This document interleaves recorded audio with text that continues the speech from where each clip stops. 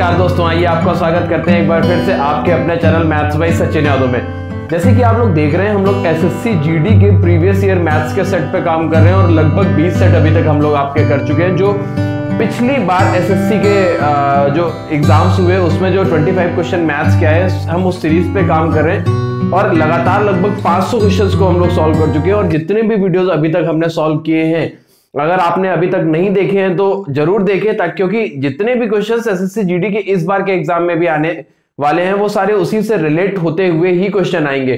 तो देखिए, एक एक करके हम 25 क्वेश्चंस को सॉल्व करेंगे और मेरे साथ साथ आप भी सॉल्व करेंगे और एट द एंड हम ये देखेंगे आउट ऑफ 25 आपने कितने क्वेश्चन सही किए।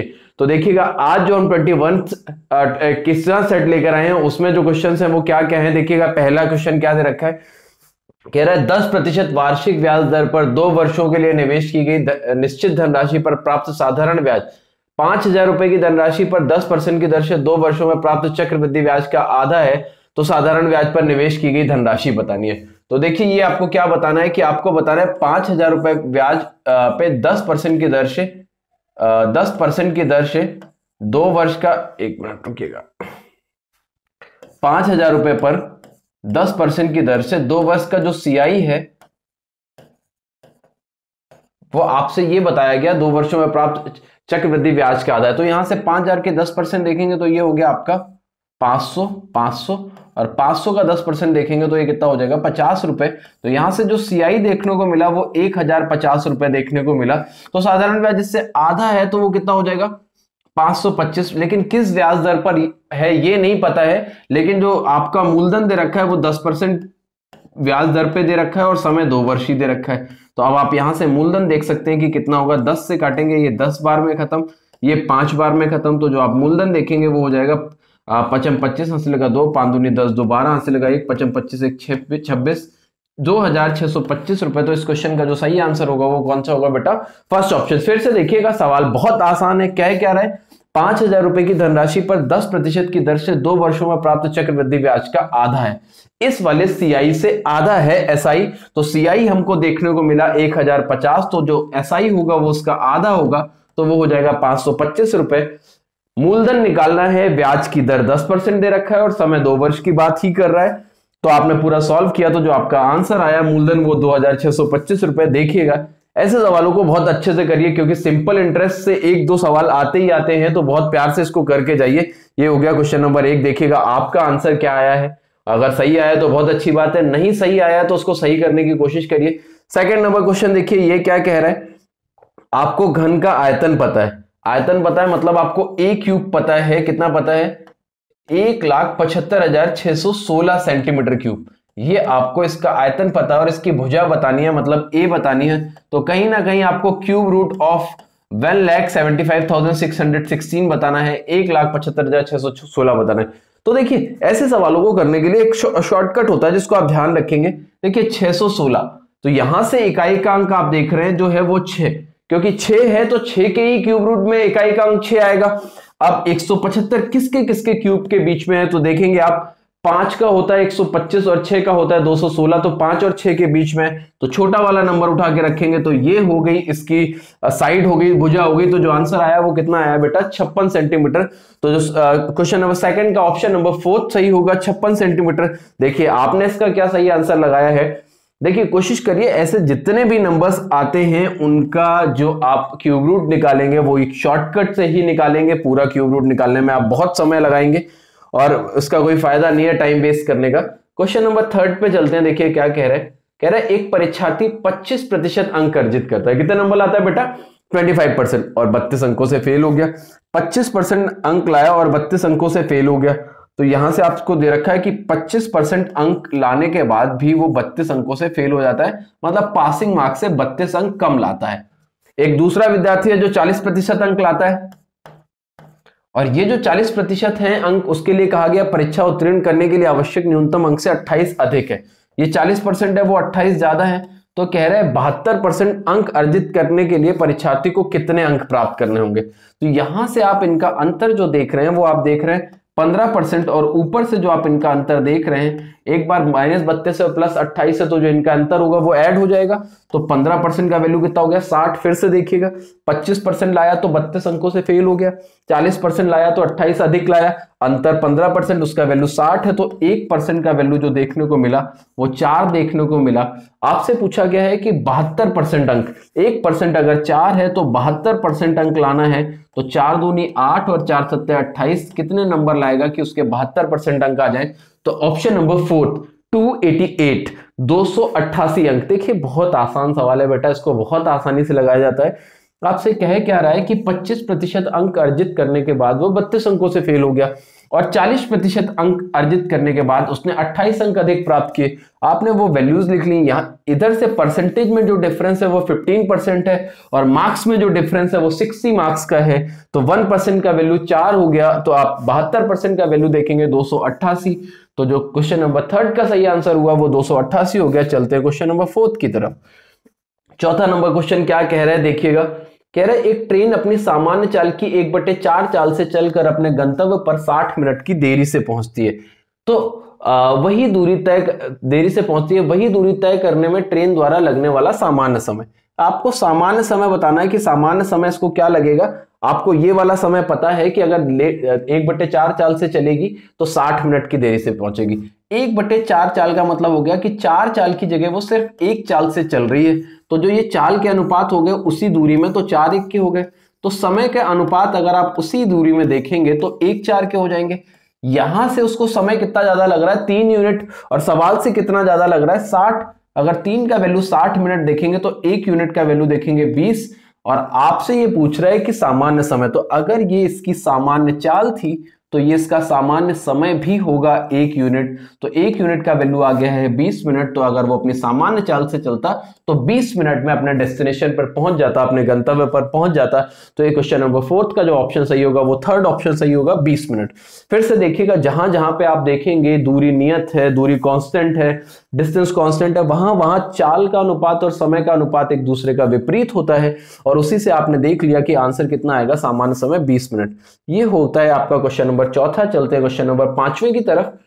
5वां देखिए क्या कह रहा है। कह रहा है 1 से 40 तक संख्याओं में इकाई के स्थान पर 1 या 9 आने वाली संख्याओं का प्रतिशत बताना है। 1 या 9 आने वाली संख्याओं का प्रतिशत बताना है। तो देखिए हर एक लाइन में 1 से 40 तक आप देखेंगे, 1 से लेके 10 तक अगर आप एक लाइन देखेंगे तो 11 से लेके 20 तक दूसरी लाइन, 21 से लेके 30 तक तीसरी लाइन, और 31 से लेके 40 तक चौथी लाइन। हर लाइन में ऐसा 2 बार होता है जहां 1 या 9 अंक आने वाली, इकाई के स्थान पर 1 या अंक, भाई 1 होगी, 9 होगी, 11 होगी, 19 होगी, 21 होगी, 29 होगी, 31 होगी और 39 होगी। इन 8 संख्याओं के अलावा अगर आप कोई संख्या देखेंगे तो ऐसी कोई संख्या नहीं मिलेगी आपको जहां पे इकाई के अंक 1 और 9 हो। तो आपको 8 संख्याएं मिली टोटल 40 पे। तो जो आपका प्रतिशत हो गया वो कितने प्रतिशत हो गया बेटा, 20%। तो इसका आंसर जो आएगा वो कितना आएगा, 20%। तो आंसर हो गया इसका चौथा ऑप्शन 20%। कुछ नहीं, बहुत आसानी से कर सकते हैं। 1 से 40 तक की संख्याओं में इकाई के स्थान पर 1 या 9 अंक आने वाली संख्याओं का प्रतिशत बताना है। तो जो अगर आप देखेंगे कि 1 10 संख्याओं की लाइन में 2 बार होता है तो आंसर 20%। ऐसे ही ये क्वेश्चन 1 से 40 तक नहीं, 1 से 400 तक भी कहता तो भी आंसर 20% ही आता। 1 से 4 लाख तक कहता तो भी आंसर 20% ही आता। क्योंकि एक्चुअल होता क्या है कि हर लाइन में ऐसा सिर्फ 2 बार होता है। तो 10 संख्याओं में 2 बार होता है। तो अब संख्याएं कितनी भी बढ़ जाए, ये 10 संख्याओं में 2 बार होगा तो 20% ही होगा। ये क्वेश्चन नंबर 5वें का आंसर हो गया। चलते हैं क्वेश्चन नंबर 6 पे कि 6 क्या कह रहा है। 6 को देखेंगे अच्छे से। तो क्वेश्चन नंबर 6 पढ़िए। कह रहा है यदि 23, 26, y प्लस 4, y प्लस 7 का औसत 30 है तो y का मान बताना है। देखिए बहुत आसान क्वेश्चन, वैल्यूज पे खेलना है, कुछ नहीं करना। अगर आप देखेंगे 23, 26, y प्लस 4 और y प्लस 7, ये आप यहां से संख्याएं देखेंगे कि कितनी हैं, 1 2 3 4 5। आप देखेंगे 1 2 3 4 5 संख्याओं का औसत 30 है तो उनका योग कितना हो जाएगा, 30 × 5 या 150 कह सकते हैं आप। यहां से देखेंगे 23 26, 26 4 30 और 23 7 30, 30 30 60 हो गया, प्लस 3y बराबर कितना हो गया, 150। तो जैसे ही आप इसको उधर लेके गए तो 3y बराबर आया 90 और आप y बराबर देखेंगे तो जो आपको आंसर देखने को मिलेगा वो बेटा दिखेगा 30। तो इसका जो सही आंसर होगा वो ये फर्स्ट ऑप्शन। फिर से देखिए बहुत आसान, आप ऐसे कर सकते हैं, आप डेविएशन से देख सकते हैं। डेविएशन से नहीं देखना चाहते तो आपको पता है 1 2 3 ये चौथी संख्या होगी, ये पांचवी संख्या, पांचों संख्याओं का योग निकालेंगे तो 5 इंटू एवरेज कर दीजिए, तो 30 इंटू 5 से आपने योग देख लिया, वहां से y का वैल्यू उठा के देख लिया, तो आंसर कितना आ गया 30। तो क्वेश्चन नंबर 6 का जो आंसर हुआ वो हुआ फर्स्ट ऑप्शन। आसानी से देख सकते हो, कुछ नहीं करना, आराम आराम से करते जाइए। क्वेश्चन नंबर 6 का जो आंसर नंबर आया वो फर्स्ट ऑप्शन। चलते क्वेश्चन नंबर सेवेंथ पे। सेवेंथ क्या कह रहे किसी बैग में 310 रुपए हैं जिसमें 5 रुपए, 2 रुपए और 1 रुपए के सिक्कों का अनुपात 4 3 5 है, तो 5 रुपए की सिक्कों की संख्या कितनी होगी। देखिए बहुत अच्छा सवाल, बहुत प्यारा सवाल। आपको दे कितना रखा है कि बैग में कितना रुपए है, 310 रुपए है बैंक में, और किस किस रुपए के सिक्के हैं, 5 रुपए के हैं, 2 रुपए के हैं और 1 रुपए के हैं, और इनके सिक्कों का जो रेशियो पता है वो पता है 4 3 और 5। अगर आप एक दिमाग लगाएंगे कि अगर बैग में 5 रुपए के, ये कॉइन्स का रेशियो पता है, सिक्कों का रेशियो पता है, अगर बैग में 5 रुपए वाले 4 कॉइन है तो एक्चुअल बैग में रुपए कितने हैं, 20। अगर बैग में 2 रुपए वाले 3 कॉइन है तो बैग में रुपए कितने हैं, 6। बैग में 1 रुपए वाले अगर 5 कॉइन है तो बैग में रुपए कितने हैं, 5। तो ये टोटल मिला के बैग में रुपए हुए 31, और इसका वैल्यू हमको पता है 310। तो 1 यूनिट का वैल्यू जो हमको देखने मिला वो देखने को मिला 10। तो अगर 1 यूनिट का वैल्यू 10 है तो 5 रुपए के सिक्के कितने हो जाएंगे, ये हो जाएंगे 40। 2 रुपए के सिक्के कितने हो जाएंगे, ये हो जाएंगे 30, और 1 रुपए के सिक्के कितने हो जाएंगे, ये हो जाएंगे आपके 50। बट हमको सिर्फ जरूरत है 5 रुपए के सिक्कों की संख्या की, तो वो जो आपके आए हैं वो आए हैं 40। तो जिसका सही आंसर होगा वो सेकंड ऑप्शन होगा 40। देखिए एक बहुत प्यारा सवाल क्वाइंस पे रेशियो का, ऐसे बहुत सारे सवाल आपको पूछे जाएंगे, तो इस तरीके के सवालों को बिल्कुल काम करिए, क्योंकि 5 रुपए, 2 रुपए और 1 रुपए के सिक्के की बात कर रहे हैं। आप आराम से देखिए कि 5 रुपए के 4 सिक्के होंगे तो रुपए होंगे 20, 2 रुपए के 3 सिक्के होंगे तो रुपए होंगे 6, और 1 रुपए के 5 सिक्के होंगे तो रुपए होंगे 5। टोटल 31 रुपए हो रहा है। 300 जो बैग में पता है वो 310 पता है, तो हमारे पास से 31 बैग से 310, तो 1 यूनिट का वैल्यू 10 रुपए आ गया। तो 4 यूनिट का वैल्यू देखेंगे तो 40, तो 5 रुपए के हमारे पास 40 सिक्के होंगे। ये हुआ क्वेश्चन नंबर 7 का आंसर। चलते क्वेश्चन नंबर 8 की तरफ कि 8 क्या कह रहे 3 संख्याएं ए बी सी 4 5 और 8 के अनुपात में है। 3 संख्याएं ए बी सी जो पता है वो 4 5 8 के अनुपात में पता है, 4:5:8 के अनुपात में पता है। कह रहा अगर इनको 4:5:8 के अनुपात में अगर प्रत्येक संख्या में क्रमशः 15%, 24% और 35% वृद्धि कर दी जाए तो नया अनुपात। तो देखिए ऐसे बढ़ाने से अच्छा है कि 2 0 बढ़ा के अनुपात बढ़ाइए। उससे फायदा क्या होता है, परसेंटेज में वृद्धि कर रहे हैं तो पॉइंट में नहीं आएगा। 400 पे 15% की वृद्धि की गई तो नई संख्या 400 का 15%, 60 बढ़ा के 460 हो गई। 500 पे 24% की वृद्धि हुई तो 500 का 24% 120 बढ़ाया तो हो गया 620 ये। और 800 का 35% बढ़ाया तो 800 का जैसे ही आप 35% देखेंगे तो हो जाएगा आपका 280, तो हो गया ये हो गया 1080। 800 का 35% देखेंगे तो 8 5 40, 4 8 24 4 28, तो यहां से 1080 हो गया। तो पहले तो 0 से 0 कट गए, अभी ये 2 से कट रहा है तो ये हो गया 23, ये हो गया 31 और ये हो गया आपका 54। अगर ऐसा कोई ऑप्शन आपको देखने मिल रहा है तो वही आपका आंसर होगा 23 31 54। तो ये आपका दिख रहा है फर्स्ट ऑप्शन। देखिए बहुत बढ़िया, बहुत आसान सा सरल सा परसेंटेज का क्वेश्चन, जहां पे आपको दे रखे हैं, जो आपको बेटा नंबर्स दे रखे हैं, जो आपको संख्याएं दे रखी हैं, वो किस अनुपात में दे रखी है, 4 5 8 के अनुपात में। और वृद्धि जो कर रही है वो परसेंटेज में वृद्धि कर रहा है, परसेंटेज में कर रहा है तो 2 2 0 अपनी तरफ से आप परसेंटेज में बढ़ा लीजिए, कोई दिक्कत नहीं है। 400 508 हुआ, इसमें बढ़ाया 15%, इसमें बढ़ाया 24% और इसमें और नए रेशियोज देख लिए, वो हो गए 23 31 और 54। वो क्वेश्चन नंबर 8 का आंसर हो गया। चलते क्वेश्चन नंबर 9 की तरफ, और वो क्या कह रहा है देखिएगा। कह रहा है एक कार की चाल बस की चाल का 1 सही 1/5 गुना है। कार की जो चाल है वो बस की चाल का 1 सही 1/5 गुना है। एक ट्रेन 1200 किलोमीटर की दूरी 15 घंटे में तय करती है। यदि बस की चाल ट्रेन की चाल का 1 सही 1/4 गुना है तो कार 7 घंटे में कितनी दूरी तय करेगी। हमको एक्चुअल स्पीड जो पता है वो पता है 1200 किलोमीटर ट्रेन 15 घंटे में जाती है, तो हमको सिर्फ ट्रेन की स्पीड पता है जो कि हमको पता है 80 किलोमीटर पर आवर। ट्रेन की स्पीड 80 किलोमीटर प्रति घंटे है। हमको बस ये पता है कि बस की चाल ट्रेन की चाल का 1/1/4 गुना है। तो जो हम बस की स्पीड निकाल लेंगे वो ट्रेन की चाल का 1/1/4 का मतलब 5/4 गुना करेंगे, तो हमको बस की चाल जो देखने को मिल जाएगी वो देखने को मिल जाएगी 100 किलोमीटर प्रति घंटे। ये बस की चाल जो हमारी आ गई वो 100 किलोमीटर प्रति घंटे आ गई, ये समझिएगा।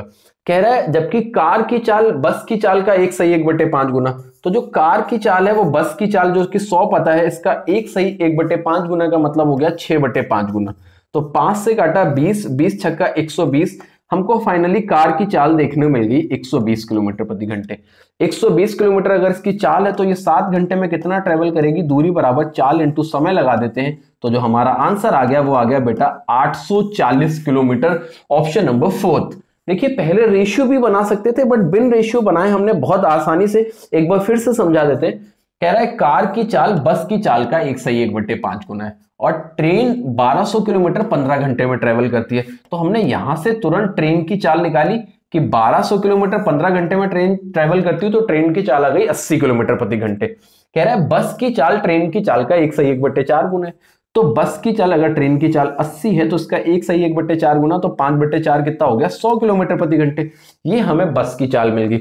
अगली लाइन में कह रहे हैं तो कार 7 घंटे, अच्छा कार की चाल की पहली वाली लाइन यूज कर लीजिए, 1/1/5 का मतलब 6/5 गुना, 100 का 6/5 किया, तो हमको यहां से कार की चाल देखने आ गई कि कितनी होगी 120। अगर 1 घंटे में 120 जाती है तो 7 घंटे में जाएगी 840 किलोमीटर। ये क्वेश्चन नंबर 9 का आंसर हो गया, ये क्वेश्चन नंबर 9 हो गया। चलते हैं क्वेश्चन नंबर 10 की तरफ। 10 क्या कह रहा है देखिएगा। कह रहा है एक व्यक्ति ने एक अलमारी 4% की हानि पर 960 रुपए में बेची। कह रहा उसने एक फोल्डिंग बेड 20% के लाभ पे 840 रुपए में बेचा, तो उसका लाभ या हानि बताना है, उसका ओवरऑल प्रॉफिट या लॉस बताना है। तो देखेंगे 4% की हानि मतलब अगर आप देखेंगे तो 100 से 96 भी कर सकते हैं और 25 से 24 भी कर सकते हैं। कैसे कर सकते हैं सबको पता है, 4% का मतलब 1/25। अगर सीपी 25 हो गया तो 25 पे 1 का लॉस होगा, तो सेलिंग प्राइस जो हो जाएगा वो हो जाएगा 24। अगर 24 की वैल्यू 960 रुपए दे रखा है तो जहां से 1 का लॉस हो रहा है तो 1 की वैल्यू हो गई 40 रुपए। तो आपको पता चल गया यहां से 40 रुपए का क्या हुआ है, लॉस हुआ है। दूसरी चीज, बेड पे 20% का फायदा हुआ है, तो 20% के फायदे का मतलब हो गया 5 से 6, तो ये आपका सीपी हो गया और ये आपको एसपी हो गया। अब आपको एसपी यहां से 6 का वैल्यू पता है 840, तो 1 का वैल्यू हो जाएगा 14 छंग 84 140, तो आप 1 यूनिट का ही फायदा हो रहा है, तो यहां से 140 रुपए का प्रॉफिट हो गया। तो अब आपको देखना है पूरे व्यापार में क्या हुआ, तो एक जगह से 40 रुपए का लॉस हुआ, एक जगह से 140 रुपए का प्रॉफिट हुआ, तो पूरे व्यापार पे उसको 100 रुपए का प्रॉफिट हो गया। तो जो आंसर सही हो जाएगा वो हो जाएगा थर्ड ऑप्शन 100 रुपए का। यहाँ पे परसेंटेज नहीं होगा, है ना, तो जो आंसर सही होगा वो भी थर्ड ऑप्शन होगा, 100 रुपए का लाभ होगा पूरे व्यापार पे। आप आसानी से देख सकते हैं कि कितने रुपए का लाभ होगा पहले वाले सीपीएसपी से और दूसरे वाले सीपीएसपी से। ये हुआ आपका क्वेश्चन नंबर 10, जो कि बहुत इजी एक प्रॉफिट लॉस का क्वेश्चन है।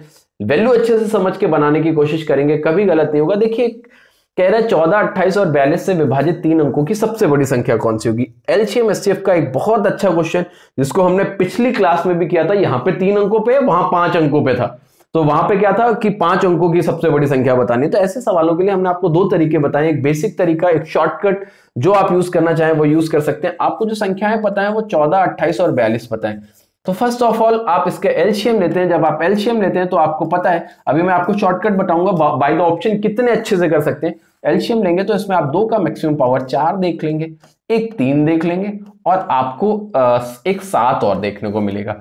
4 से कट रहा है 28, 3 से कट रहा है 42, ठीक है भाई, और एक 7 देखने को मिल गया। तो ये जो आपका एलसीएम हो गया 4 3 12 7 कितना हो गया 84, और 3 अंकों की सबसे बड़ी संख्या की बात कर रहा है तो वो 9 9 9 हो गई। यहां से ध्यान दीजिएगा, जब आप भाग देंगे तो पहली बार 84 एकम 84 बचा आपका 5, 9 में 8 गया 1 और ये हो गया।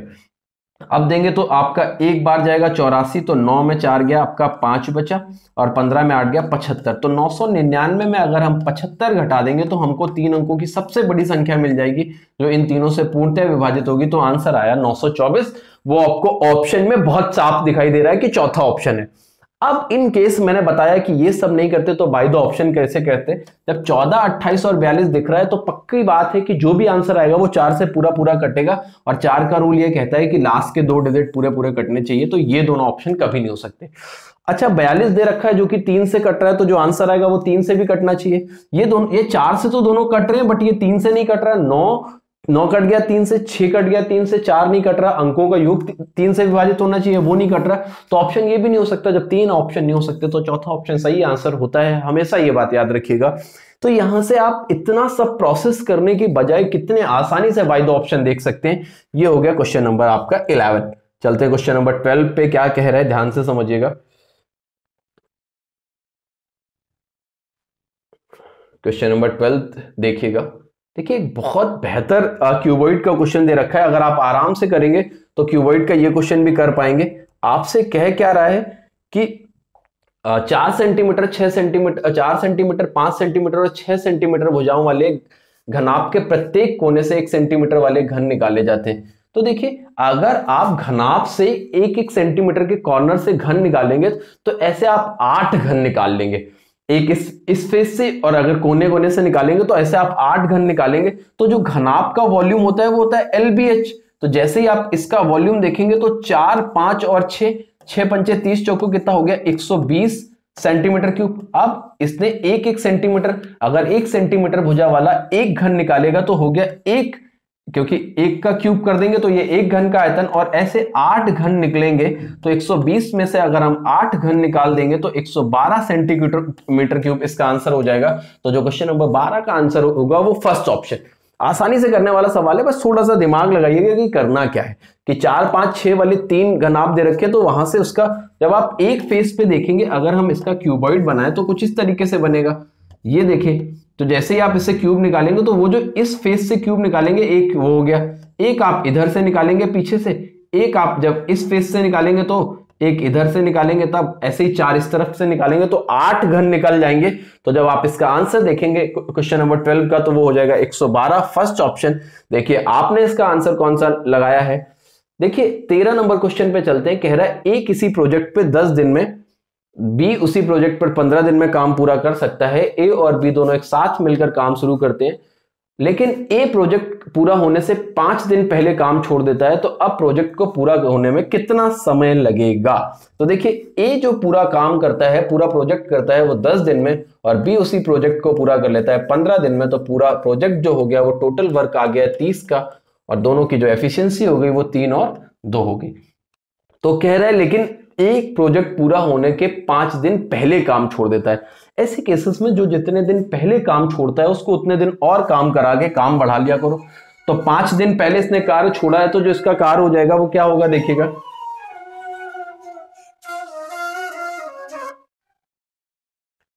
देखिएगा तो जितने दिन पहले जो कार्य छोड़ता है उसको उतना काम और करा लिया करो। तो 3 × 5 = 15 काम अगर हम बढ़ा दिए तो कितना हो गया काम 45, और अगर हमें दोनों से मिलके करवाना है तो 5 से डिवाइड कर दीजिए, तो जो पूरा प्रोजेक्ट खत्म होगा वो 9 दिन में होगा। फिर से देख लीजिए, बहुत अच्छा सवाल है। मैंने कहा जितने दिन पहले जो काम खत्म करता है उसको उतने दिन और काम कराइए। इसने 5 दिन पहले काम खत्म किया तो 5 और काम, 15 और काम, एक दिन में 3 करता तो 5 दिन में 15 और काम करवा दिया। 45 काम दोनों ने मिलकर खत्म किया तो कितने दिन में कर दिया, 9 दिन में। तो ये क्वेश्चन नंबर 3 का आंसर हो गया। चलते 13th का आंसर हो गया। क्वेश्चन नंबर 4 पे चलते हैं, 14th पे चलते हैं, सॉरी। तो 9, 21 और 123 का चतुर्थ अनुपाती ज्ञात करना है कि क्या होगा। मैंने लास्ट जो सेट बताया उसमें मैंने आपको बताया था, सारे प्रोपोर्शन बताए थे, मीन प्रोपोर्शन बताया था, थर्ड प्रोपोर्शन बताया था, फोर्थ प्रोपोर्शन बताया था। आपको दे रखा है 9, 21 और 123, इसका चतुर्थ अनुपात बताना है। 123 का चतुर्थ अनुपात बताओ। क्या करना है, सेकंड और थर्ड का मल्टीप्लाई करके फर्स्ट से डिवाइड करना है। 9 से डिवाइड करेंगे तो 3 × 3 = 9, 3 × 4 = 12 और 3 × 1 = 3। 3 से काटेंगे 7, तो जो इसका फोर्थ प्रोपोर्शन आएगा वो 7 × 1 = 7 और 7 × 4 = 28, कितना आ जाएगा 287। मैंने लास्ट वीडियो में बताया था कि अगर ए बी सी इनका अगर आपको फोर्थ प्रोपोर्शन चाहिए तो b × c/a कर दिया करिए, ये होता है इसका फोर्थ प्रोपोर्शन, चतुर्थ अनुपात। तो वो इस क्वेश्चन का जो सही आंसर हो जाएगा वो हो जाएगा 287, थर्ड ऑप्शन। एक बार फिर से 13th का भी आंसर थर्ड था और 14th का भी आंसर क्या होगा, थर्ड ऑप्शन। चलते हैं क्वेश्चन नंबर 15 की तरफ। 15 क्या कह रहा है? कह रहा है ए और बी मिलकर एक निश्चित कार्य को 20 दिन में पूरा करते हैं और बी और सी 30 दिन में पूरा करते हैं तथा सी और ए 24 दिन में पूरा करते हैं। ए उस कार्य का 7/12 भाग कितने दिन में करेगा? ये क्वेश्चन पूछा गया है। तो देखिएगा क्या कह रहा है, ए और बी मिलकर कितने दिन में पूरा करते हैं? 20 दिन में पूरा करते हैं। जबकि बी और सी मिलकर बेटा कितने दिन में पूरा करते हैं? 30 दिन में। जबकि सी और ए मिलकर इसे पूरा करते हैं 24 दिन में। तो हम देख लेते हैं कि ए अकेले इस कार्य को कितने दिन में पूरा करेगा और उसका अंत में जाके 7/12 भाग देख लेंगे। तो 20, 30, 40, 24 का जब हम एलसीएम लेंगे तो वो 120 आ जाएगा। 20 से डिवाइड किया 6, 30 से डिवाइड किया 4 और 24 से डिवाइड करेंगे तो ये 5 आ गया। अगर हमें ए का डेज निकालना है कि ए पूरा काम कितने दिन में खत्म करेगा, तो ऐसे सवालों को करने का एक बहुत बढ़िया प्रॉपर तरीका होता है। आप क्या करिए, वर्क को डबल कर दीजिए। 120 को डबल कर दिया 240। अब ए कहां पे है? इस जगह है और इस जगह, इन दोनों को जोड़ लेते हैं। 6, 5, 11 और 11 में से 4 कम कर देंगे तो ये पूरा काम खत्म करेगा 240/7 दिन में।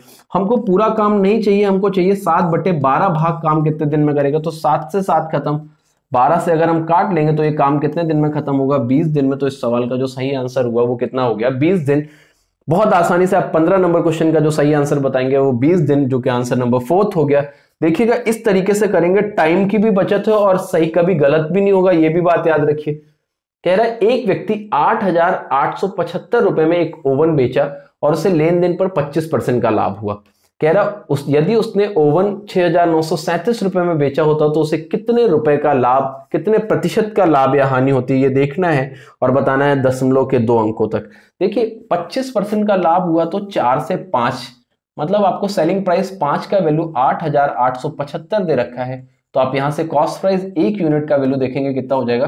5 से काटा तो 17 5 85 बचा 3, 37 हो गया, 5 7 35 और 5 25। तो अगर आप देखेंगे एक बार देख लीजिए, सही काटा 17 5 85 3, 5 7 35 2 5 25, ठीक है। ये हो जाएगा आपका 300, 17 जो 68, 7100 रुपए इसका कॉस्ट प्राइस आ गया। अगर आप देखेंगे तो अब आपको वो 7100 वाला ओवन 6,937 रुपए का अगर बेचना पड़ जाए तो कितने प्रतिशत का लाभ या हानि होगी, ये आपको देखना है। तो आप देखेंगे कि यहां से जो ये इसको 163 रुपए का घाटा हो रहा है 71 रुपए पे, 7100 पे, इंटू कितना करेंगे 100। तो आप यहां से बड़े प्यार से देख पा रहे हैं 2 जीरो से 2 जीरो खत्म। और जैसे ही आप 71 से डिवाइड करेंगे, अब आपको बहुत नियरेस्ट जाना है तो आप भाग दे के ही देख लीजिए कि कितना होगा। 71 से डिवाइड किया तो 163 को जैसे ही डिवाइड करेंगे तो 2 बार में जाएगा 142। तो जैसे ही आपने देखा 3 में 2 गया 1, 6 में 4 गया 2, दशमलव लगा 0 बढ़ा, 3 बार नहीं जाएगा, ये 2 9 बार ही जाएगा, क्योंकि 3 बार में 3 एकम 3, 3 सत्ते 21, 213 होना चाहिए था। तो जिसमें होगा वो हानि होगी इसको 2.29% की। तो जो इसका सही आंसर होगा वो सेकंड ऑप्शन होगा। क्वेश्चन नंबर 2 का जो सही आंसर, 16th का जो ऑप्शन नंबर सही हुआ वो सेकंड ऑप्शन, ये हो गया क्वेश्चन नंबर 16th। चलते क्वेश्चन नंबर 17th देखते हैं। बहुत सरल सवाल है, आसानी से कर सकते हैं अगर आपने सारे कॉन्सेप्ट, सारे, मैंने पहले भी ऐसे बहुत सारे क्वेश्चंस किए हैं। तो आप जिसने अभी तक वो पिछले वीडियोस नहीं देखे और इनका जीडी का एग्जाम हाल फिलहाल में लगा हुआ है, आप सारे वीडियोस देख के जाएंगे तो आपको बहुत सारा फायदा मिलने वाला है। देखिएगा इस क्वेश्चन को पढ़ते हैं कि कह क्या रहा है। पहले क्वेश्चन अच्छे से पढ़िएगा। कह रहा है एक दुकानदार ने 21,000 रुपए प्रत्येक के मूल्य पर 6 टीवी सेट खरीदे और सभी को मिलाकर 1,45,920 रुपए का बेच दिया, तो उसे कितने प्रतिशत का लाभ या हानि हुआ। तो अगर एक टीवी इसने 21,000 का खरीदा है तो 6 टीवी सेट खरीदे होंगे उसने 1,26,000 रुपए के, ये हो गया 1,26,000 रुपए सीपी। और सेलिंग प्राइस सभी टीवियों का दे रखा है, सभी टीवी सेट का दे रखा है 1,45,920 रुपए। तो जाहिर सी बात है इसको फायदा हो रहा है 19,920 रुपए का।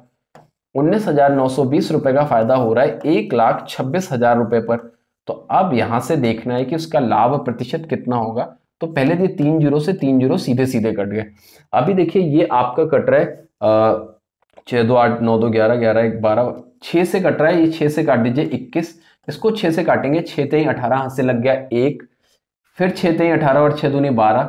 अब 21 से भाग देंगे तो 21 एकम 21 बचा है आपके पास, 21 एकम 21 के बाद बचा 12, 12 के बाद जैसे ही आप देंगे 21 एकम 21 और इसके बाद बच गया 12, 122 हो गया। अगर 122 हो गया तो 21 पंचे 105, और ऐसा कोई ऑप्शन दिख रहा है हमको सिर्फ 15.81% का लाभ। तो जो इसका सही आंसर हो जाएगा वो 15.81% इस क्वेश्चन का सही आंसर होगा। तो क्वेश्चन नंबर 17 का जो आंसर आया वो आया ऑप्शन नंबर 4। चलते हैं क्वेश्चन नंबर 18 देखते हैं। 18 क्या कह रहा है, देखिए क्वेश्चन दे रखा है सिंप्लीफिकेशन। देखिए इसमें थोड़ा सा मिसप्रिंट दिया हुआ है क्वेश्चन में, इसको 3/4 को 4/3 कर लीजिए। जैसे ही आपने इसको 4/3 किया, अब इसको सॉल्व करने जाएंगे तो जैसे ही आप सबसे पहले ऑफ सॉल्व करेंगे तो 7 चौको 28, ये 4 दूनी 8, 43 और 8 हो गया 51, 51 में से 7 घटाया तो ये हो गया आपका 44। ठीक है, बटे में अब आप ये ब्रैकेट सॉल्व करेंगे तो 4/3 यहां से देखेंगे तो ये 12/9 हो जाएगा। अगर ऊपर नीचे 3 का गुणा करेंगे तो 12 में से 8 घटाया 4, 4/9, तो माइनस का ये 1 होल 1/8 का मतलब हो गया 8 एकम 8, 9/8, और इसका मतलब क्या हो गया आपका 4/9। ये हो गया आपका ये। और इधर से देखेंगे तो ये आपका 72 से जैसे ही आपने इसको डिवाइड 9, 25 में या 225, ये 22.5 हो गया। यहां से देखेंगे तो 9 से 9 खत्म, ये जैसे ही आपने काटा 1/2.5 हो गया। तो 44 में जैसे ही 22.5, तो 22 से डिवाइड करेंगे तो कितना आ गया 2। तो 18 नंबर का जो आंसर हुआ वो हो गया आपका थर्ड ऑप्शन। तो कौन सा ऑप्शन हुआ, थर्ड। तो ये हो गया क्वेश्चन नंबर 18 का आंसर। बहुत आसान सवाल है, बस केवल एक इस वैल्यू को सही कर लीजिएगा। 3/4 की जगह थोड़ी सी टाइपिंग मिस्टेक हुई है, 4/3 होगा, मैंने बता दिया, इसको सही कर लीजिएगा।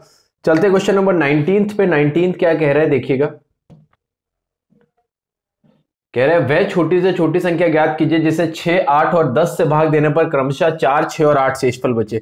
तो देखिएगा इसको कैसे करेंगे, एलसीएम का क्वेश्चन है, आसान है। कह रहे हैं 6, 8 और 10 से भाग देने पर, 6, 8 और 10 से भाग देने पर क्रमशः 4, 6 और 8 शेषफल बचे। ये आपके रिमाइंडर चाहिए। इनके बीच के डिफरेंस जो देखिए, ऐसा हमेशा होगा कि इनके डिफरेंसेस जो होंगे वो सेम ही रहेंगे। 8 और 6 का भी 2 है और 10 और 8 का भी 2 है। इनका आप एलसीएम ले लीजिए, तो जो इनका एलसीएम आ जाएगा उसमें 2 का मैक्सिमम पावर देखेंगे तो आपको 8, एक 3 और एक 5 देखने को मिला, तो एलसीएम आ गया 120। अगर 120 आ गया है तो इसमें से 2 इनका अंतर है वो घटा दीजिए, तो ऐसी संख्या कौन सी मिलेगी, 118। तो इस क्वेश्चन का जो सही आंसर हो जाएगा वो सेकंड ऑप्शन। फिर से देखिए कह क्या रहा है, वह छोटी से छोटी संख्या जिसे 6, 8 और 10 से भाग देने पर क्रमशः 4, 6 और 8 शेषफल बचे। तो 6 और 8 और 10 का एलसीएम 120 आ गया, और उसमें जितना शेषफल बचना है 4, 6, 8, इनका डिफरेंस बचा 2। तो देख लिया आंसर कितना आ गया, 118। इस सवाल को बाय द ऑप्शन भी कर सकते थे। बाय द ऑप्शन कैसे कर सकते थे, मैं आपको बहुत बढ़िया एक तरीका बताऊंगा, ध्यान दीजिएगा, समझने की कोशिश करिएगा। एक्चुअल है क्या, 6, 8, 10 दे रखा है, 6, 8, 10 दे रखा है, तो पक्की बात है क्योंकि 10 आ गया है तो जो भी इसका एलसीएम आएगा उसका यूनिट डिजिट 0 होगा।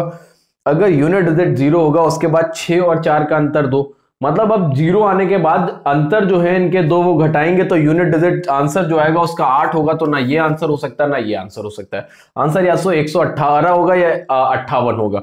अब मेरी बात समझना, अगर आप 58 इसमें 2 जोड़ेंगे तो ये 60 हो जाएगा, और जो हमको आंसर चाहिए वो मेरा 8 से कटना चाहिए। तो 60 8 से नहीं कटेगा तो ये ऑप्शन नहीं हो सकता। इस वजह से जो आप आंसर देखेंगे वो कौन सा देखेंगे, सेकंड ऑप्शन। समझना, बाय द ऑप्शन किया जा सकता है, लेकिन सवाल की अगर थोड़ी थोड़ी बारीकियां पता है तो, अगर बारीकियां समझ में नहीं आएंगे तो फिर दिक्कत होगी। ये हो गया आपका क्वेश्चन नंबर 19।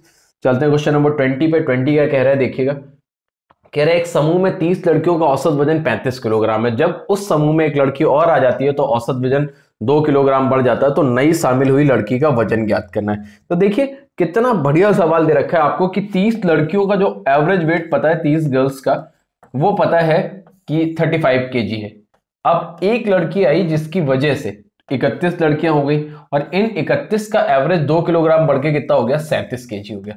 तो यहां पे देखेंगे आप, एक पे कितना ज्यादा हुआ, 2, तो 31 पे वो लड़की 62 किलोग्राम भारी है पहले वाले लड़कियों से। पहले लड़कियां थी 35 किलोग्राम की, ये लड़की 62 किलोग्राम भारी है। तो ये जो नई लड़की आई है इसका जो वजन रहा होगा वो 97 kg रहा होगा। तो इस सवाल का जो सही आंसर होगा वो कौन सा हो जाएगा बेटा, फर्स्ट ऑप्शन 97 kg। बहुत प्यारा सवाल है, बहुत आसानी से करेंगे, कुछ नहीं करना, ऐसे करके ही करिए। बढ़ते हैं, मल्टीप्लाई मत करिएगा, ऐसे ही करिएगा। बढ़ते हैं 21 नंबर क्वेश्चन पे। क्या कह रहा है कि एक पंखे का अंकित मूल्य 1780 रुपए है और इसे 1655 रुपए 40 पैसे में बेचा जाए तो कितने प्रतिशत की छूट दी गई होगी। देखिए एक और बहुत आसान क्वेश्चन कि आपको एमआरपी पता है, एमआरपी पता है और सेलिंग प्राइस पता है, तो डिस्काउंट बताना है। 1780 रुपए का पंखा है, इसको बेचा कितने का गया, 1655 रुपए 40 पैसे का। तो एक्चुअली इस पर डिस्काउंट कितना मिला है वो देख लीजिए। तो 60 पैसे यहां से हो गया, 9 में 5 गया 4, यहां पे बचा आपका 7, 7 में 5 गया 2, 124 रुपए 60 पैसे का डिस्काउंट है 1724 रुपए पे। तो जैसे ही आप देखेंगे 1780 रुपए पे और इंटू कितना करेंगे 100, तो जैसे ही आपने दशमलव हटाए 2 जीरो खत्म, 1 जीरो से 1 जीरो खत्म। अब ये देखो, आप देख पा रहे हो, ये अगर देखा जाए तो 7 बार में पूरा पूरा कट रहा है। 7 अट्ठे 56 हासिल का 5, 17 सत्ते 119 और 5 24, तो कितने परसेंट का डिस्काउंट होगा? 7% का डिस्काउंट होगा। बहुत अच्छा सवाल, बहुत सरल सवाल। ये आपको एमआरपी पता था, ये आपको सेलिंग प्राइस पता है, ये आपको एमआरपी पता था, ये आपको सेलिंग प्राइस पता चल गया। अब एमआरपी और सेलिंग प्राइस अगर आपको दोनों मिल गए तो देखिए डिस्काउंट कितने रुपए का है। अब डिस्काउंट जो होता है वो हमेशा एमआरपी पे होता है, तो इस वजह से जो डिस्काउंट का परसेंटेज हो जाएगा वो हो जाएगा आपका 7%। ये हो गया आपका क्वेश्चन नंबर 21।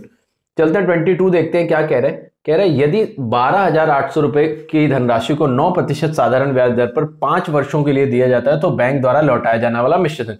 देखिए 9% ब्याज की दर पे कह रहा है और 5 वर्ष के लिए दिया गया है, तो क्या करते हैं, 9% ब्याज दर पे पैसा कह रहा है, 9% ब्याज दर पे 5 वर्ष के लिए दिया गया है, तो जाहिर सी बात है कि जो इस पे ब्याज मिलेगा वो 45% मिलेगा। 45% ब्याज है और 12,800 रुपए है, तो अब ये 45% ब्याज है तो मिश्रधन 145% हो जाएगा। 2 जीरो से 2 जीरो खत्म। अब इसको हल कर लीजिए। अब देखिए हल करेंगे तो एक मेरी बात समझिए कि जो भी आंसर होगा, पहला ऑप्शन तो ऐसे ही गलत हो गया। ये क्यों नहीं हो सकता? क्योंकि जो भी आंसर होगा वो 12,800 से ज्यादा ही होगा, और 12,800 का अगर 65% देखेंगे तो 50% देखेंगे तो 6400 जुड़ के थोड़ा सा कम रह जाएगा। तो अगर हम देखेंगे इसका आंसर तो हम देख सकते हैं कि 5 4 9 1 10 इसका यूनिट डिजिट आया 1, 8 2 10 11 इसका यूनिट डिजिट 2, तो जिसका आंसर 2 होगा, जिस ऑप्शन से 2 बनेगा यूनिट डिजिट वही आंसर बनेगा। तो यहां से देख रहे हैं 9 से 9 खत्म, 6 4 10 11 इसका यूनिट डिजिट 2 हो रहा है। आगे भी देख लेना 8 1 9 6 5 11 इसका भी 2 हो रहा है, 8 1 9 6 5 11 इसका भी 2 हो रहा है। तो देखो यूनिट डिजिट से नहीं बना पाओगे क्योंकि सबका जो यूनिट डिजिट देख रहे हैं वो सबका 2 2 हो जा रहा है। तो एक काम करते हैं कि हम मल्टीप्लाई कर ही लेते हैं कि 148 इंटू 145 दे रखा है, तो जैसे ही मल्टीप्लाई करेंगे तो 28 पंचे 140 बचा 4, 5 एकम 5 4 9, 4 अट्ठे 32। अब देखिए इसका दूसरा डिजिट, हाँ तो ये आपका आंसर हो गया है ना। तो दाही का अंक इसका 6 आ रहा है और हमको चाहिए क्या कि हमने दाही के अंक तक देख लिया। अब तीसरा वाला जो आएगा वो यहाँ पे आएगा, तो जो दाही का अंक है वो 6 हो जाएगा, तो इस वजह से जो इसका आंसर हो जाएगा वो 18,560। अच्छा ये आंसर तो वैसे भी नहीं हो सकता था क्योंकि यूनिट डिजिट 0 चाहिए हमको, ये दोनों आंसर हो नहीं सकते। तो जो आंसर होगा वो इन्हीं दोनों में से एक होगा, तो या तो सेकंड होगा या फोर्थ होगा। तो जो हमने दाही का अंक देखा तो आ गया 6, तो हमको कंफर्म हो गया कि जो इसका आंसर आएगा 22 नंबर का वो आएगा फोर्थ ऑप्शन। पूरा हल मत करिएगा, अगर हल करना हो तो हर भी कर सकते हैं, ऐसा कुछ टिपिकल नहीं है, मल्टीप्लाई किया नहीं है मैंने। क्वेश्चन नंबर 23 पे आते हैं, 23 पे आते हैं कि क्या कह रहा है। देखिए थोड़ी सी वैल्यूज ज्यादा दे रखी है, इस वजह से थोड़ा सोच समझ के करिएगा, और बॉड मास अगर सही से लगाएंगे तो सवाल कभी गलत नहीं होगा।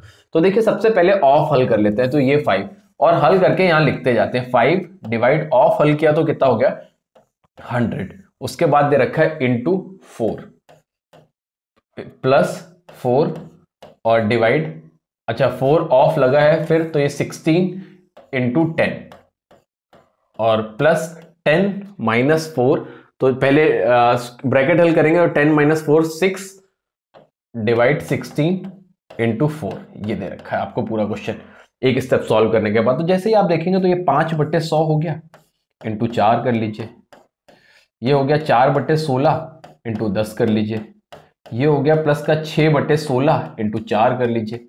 जैसे ही आपने इसको हल किया तो 5 को 20, 20 पंचे 100, ये 5 आ गया, 4 एकम 4, 4 चौको 16, 2 दूनी 4, 2 पंचे 10, ये हो गया।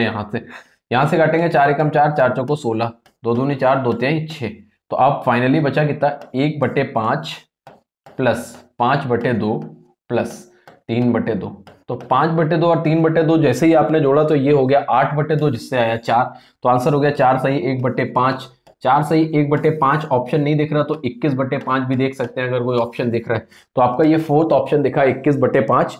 कुछ नहीं, ऐसे सवालों में रूल्स याद रखिए, सबसे पहले ऑफ सॉल्व करिए, फिर सबसे पहले ब्रैकेट देखिए, फिर ऑफ देखिए, फिर डिवाइड, मल्टीप्लिकेशन, सब्सट्रैक्शन, एडिशन और सब्सट्रैक्शन, छोटा सी चीजें याद रखिए, कभी गलत नहीं होते ये क्वेश्चन अगर आपके रूल्स क्लियर हैं तो। ये हो गया क्वेश्चन नंबर 23। 24 पे आते हैं। 24 क्या कह रहा है देखिएगा, कह रहे हैं 5 वर्षों का साधारण ब्याज मूलधन के 35% के बराबर है। तो कह रहा है कि तो ब्याज दर बतानी है। कितना सरल क्वेश्चन है कि 5 वर्षों का साधारण ब्याज मूलधन के 35, तो मूलधन अगर 100 है तो ब्याज 35% का मतलब 35 है, 35 ब्याज है 5 साल में, तो 1 साल में ब्याज अगर 7 रुपए है तो 100 रुपए पे 7 रुपए ब्याज है, तो ब्याज की दर कितनी हो गई 7%। यही क्वेश्चन का आंसर हो गया। बिना पेन चलाए करना चाहिए था आपको ये सवाल, कुछ नहीं करना है। 35% 5 साल में, तो 1 साल में कितना 7%, हमें वार्षिक ब्याज की दर बतानी है, 7% आपका आंसर हो गया। क्वेश्चन नंबर 24 सॉरी, चलते हैं क्वेश्चन नंबर 25 पे। देखिए क्या कह रहा है आखिरी क्वेश्चन, कह रहा है राम ने अंकित मूल्य पर 35% की छूट पर एक कुर्सी खरीदी। यदि राम को छूट नहीं मिली होती तो कुर्सी का मूल्य 245 रुपए अधिक चुकाना पड़ता। तो राम ने कुर्सी खरीदने के लिए कितने रुपए का भुगतान किया। देखिए एक और बहुत अच्छा क्वेश्चन, कह रहा है कि कितने रुपए की छूट दी, 35%। 35% का मतलब 7/20। तो एमआरपी अगर कुर्सी का 20 रुपए है, अगर एमआरपी 20 है तो उस पर डिस्काउंट कितने का दे रहा है, वो 7 का। ये 7 रुपए का डिस्काउंट है। अगर इसने ये डिस्काउंट नहीं देता तो उसे 245 रुपए अधिक देना पड़ता। तो इस 7 की वैल्यू ही हमको कहीं ना कहीं 245 दे रखी है।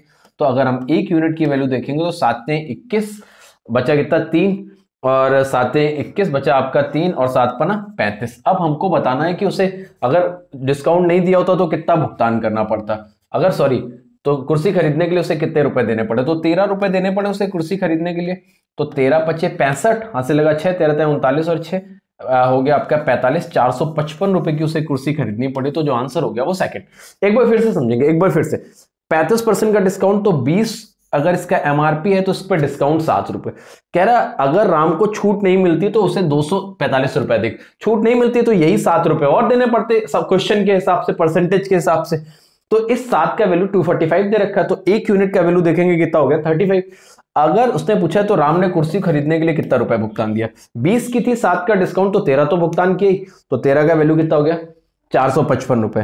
तो इतना तो भुगतान करना ही पड़ता। तो ये हो गया आपको 25 का आंसर। तो मुझे लग रहा है कि आज जो हमने 25 क्वेश्चन किए हैं, आप कमेंट सेक्शन में ये बताएं कि आउट ऑफ 25 क्वेश्चन कितने आपने सही किए, या कोई क्वेश्चन जो नहीं बना उसका रीजन क्या है, क्यों नहीं बना है। अगर इस वीडियो आपको पसंद आया तो चैनल को लाइक शेयर और सब्सक्राइब करना ना भूलें। Thank you very much.